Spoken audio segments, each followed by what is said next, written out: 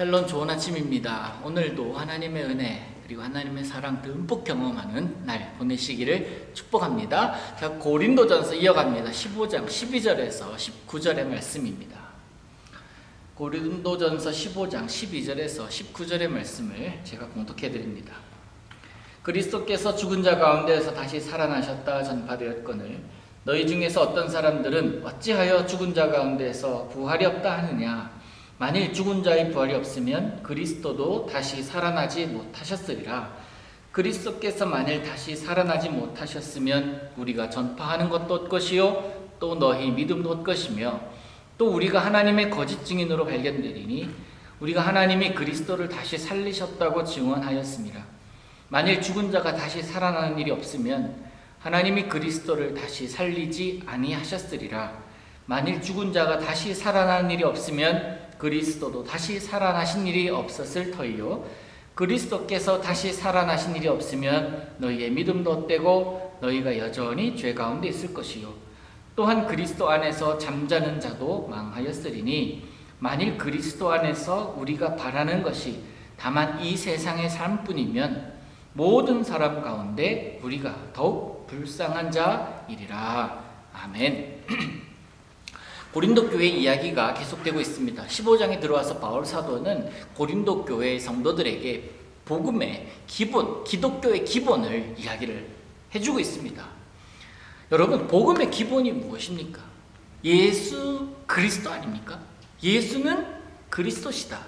주는 메시아시다. 아니겠습니까? 그리고 그 복음의 기본 예수 그리스도에 이어서 예수 그리스도는 다시 사셨다. 이것이 기독교의 근간을 이루는 핵심입니다. 사도 바울은 오늘 본문에서 이것이 없으면 아무것도 아니다 라는 것입니다.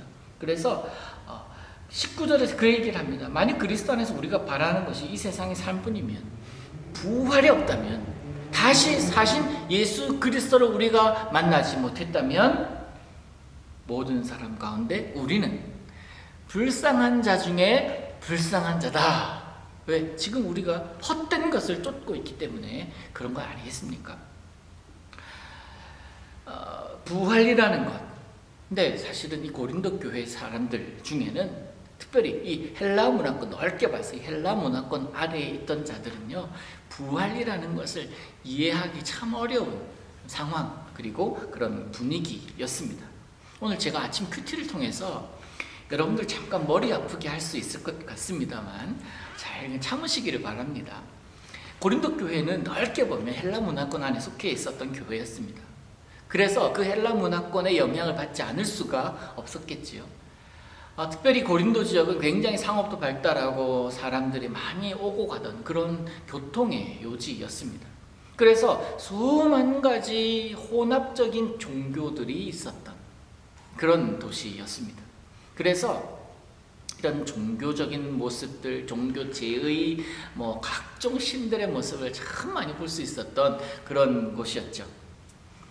종교에 그리고 신을 우상을 숭배하는 신을 숭배하는 그 이유 중에 하나는 이 땅에서뿐만 아니라 내세, 그죠? 내세에 대해서도 언급을 하지 않습니까?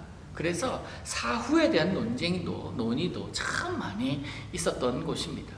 그런데 여러분, 그들이 아무리 사후에 대한 이야기를 하고 토론을 하고 열띤 논쟁을 벌인다 할지라도 답이 없어요. 왜냐하면 그것으로 끝이기 때문에 그렇습니다. 그렇지만 그런데 그 끝이 없는 논쟁을 계속 이어가고 논의는 계속되어 갑니다. 어떤 면에서는 이 인간이 죽은 이후에 어떻게 될 것인가의 문제는 이 헬라 철학에서는 사실 고려 대상은 아닙니다. 왜냐하면 쉽게 설명드리면 인간에게는 영과 육이 있는데 영이 육에 들어가서 살아갔다라는 것이 기본입니다. 그러다가 육이 죽어버렸어요. 그랬더니 영은 그 안에서 있었던 이 영은 자유롭게 되었습니다. 이게 헬라 철학의 기본입니다. 영과 육의 기본입니다. 그런데 기독교에서 뭐라고 얘기합니까? 바울이 뭐라고 선포하고 있습니까? 육이 부활한다는 이야기를 하는 거예요. 말이 안 되는 이야기. 그래서 기독교 철학 또 그 헬라 문화권 안에서의 예수 그리스도, 바울이 선포하고 바울이 가르치는 것을 이 헬라 문화권에서는 참 받아들이기 어려웠던 것입니다. 부활했습니다. 즉 육이 다시 살아났습니다. 그렇다면 그렇게 빠져나가서 자유롭던 그 영이 어떤 육을 만나야 되냐라는 거예요. 어떤 육을 만나야 하고 어디로 가야 합니까? 그래서 예수님 당시에 사두개파 사람들의 논리 가운데 사두개파 사람들의 핵심이 뭡니까? 죽은 자의 부활은 있을 수가 없다. 부활을 믿지 못하는 자들 아니었습니까? 이유는 이거예요. 예를 들면 수혼법이라는 게 있습니다. 계대혼인법이죠. 형의 아내가 죽어서 형이 죽었습니다. 그럼 형수는 동생인 자기가 취해야 돼요. 아내라 취해야 됩니다. 그런데 부활하면 형수는 누구의 아내가 되겠냐는 거예요. 논리적으로 그것이 맞잖아요. 근데 부활이 있으면 있을 수가 없는, 혼란스러울 수밖에 없다라는 논리를 펼칩니다. 여러분 플라톤이라는 철학자 들어보셨죠? 소크라테스 다 들어보셨을 겁니다. 소크라테스, 플라톤, 아리스토텔레스, 그렇게 철학의 계보가 이어져 내려오는데 이들이 이렇게 표현합니다. 영혼은 불멸이다. 영혼 불멸 세상을 이야기를 합니다. 그런데 그 불멸의 영혼이 육신의 죽음을 통해서 육신의 감옥에서 자유하게 되었으니 더 이상 그 자유해진 영혼은 육신이 구속할 수 없다. 이 되게 어려운 말이지만 한마디로 이거예요. 죽은 사람은 다시 부활해서는 안 되는 거예요. 그게 바로 헬라 철학의 기본입니다. 오늘 철학 공부하는 시간 아니니까 이 정도로 하고요. 왜 제가 이런 이야기를 장황하게 하냐면 세상의 논쟁들은 답이 없습니다. 인간에게는 필연, 한계가 있기 때문에 그렇습니다. 하지만 그리스도인은 다릅니다. 사람이 죽은 이후에 어떻게 되는지에 대해서 그리스도인은 명확한 답을 가지고 있습니다. 우리에게 이 답이 없으면 기독교나 헬라 철학이나 잡학이나 다를 바가 전혀 없지 않겠습니까? 바울은 오늘 이것을 정확하게 짚고 있습니다. 고린도 교회 성도들에게 정확하게 선포합니다. 죽은 자의 부활이 없으면, 그리스도가 다시 살아나지 못하셨으면, 이랬다면 뭐라고? 다 헛것이다.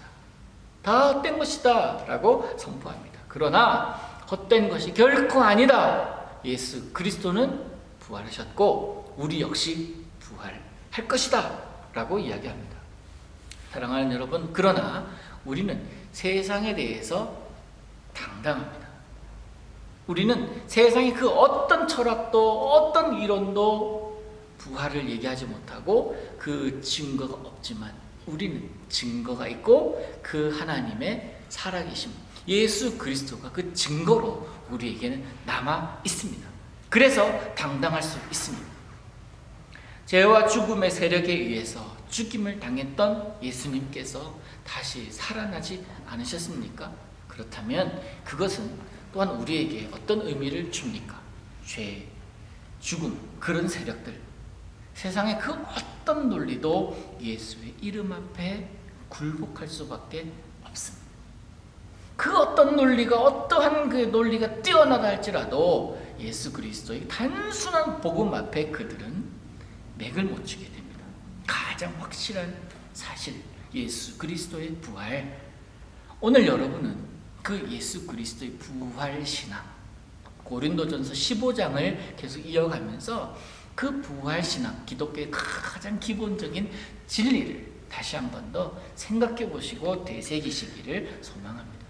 오늘도 우리가 그 부활 신앙이 필요하고 또 그 부활 신앙으로 오늘은 살아가야 될 것입니다. 그것 말고 또 무엇이 우리에게 필요하고 있어야 되겠습니까? 헛된 것이 아닌 실상을 붙든 자, 오늘 그 당당함으로 살아가시기를 예수님의 이름으로 축복합니다. 사랑하는 하나님 아버지, 역사적인 사실이었던, 그리고 기독교만이 가지고 있는 부활 신앙, 그 신앙으로 오늘 살게 하여 주옵소서. 예수님의 이름으로 기도하옵나이다.